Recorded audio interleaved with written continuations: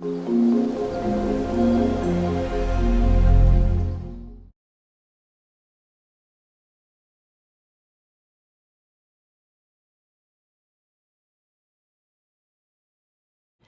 there, this is Tanya. Welcome to my new segment called Intellectual Property DIY. What I plan to do today is speak to you briefly about trademarking, patenting, copywriting. It's all a part of intellectual property.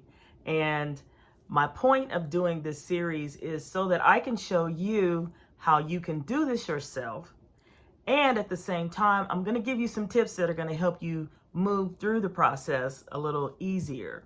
The USPTO, which is the United States Patent and Trademark Office, they have a very extensive manual on their website. So go to USPTO.gov if you're interested in learning more about intellectual property. What I'm not going to do is try to interpret. I'm not going to try to lecture the manual as if I wrote the thing. But I am going to be your point person, and I want to show you how you can do this yourself.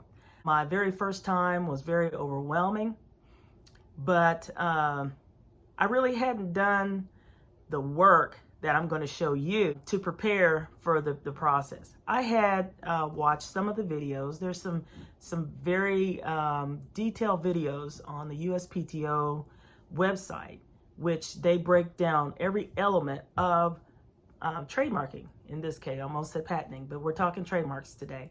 They break down every element of that application.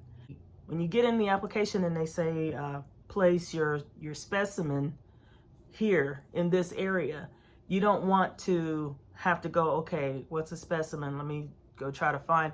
I'm going to get you ready so that you have all these elements in place, ready to go, so that all you have to do is point, click, grab, select, paste, whatever. But I'm going to have you so that you can have all the elements that you need at the ready. And when it's time to enter that in the application, you'll be prepared to do so, and you'll move through it smoothly. There are so many different things you can trademark: a website name, a .com, a brand name, a slogan. There are so many different types of trademarks that you can get.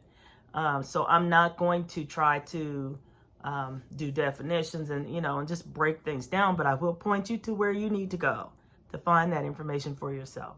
I recently received registration for my third trademark. I have several others on file that I'm waiting for. As I had done more trademarks, I was able to move through it quicker.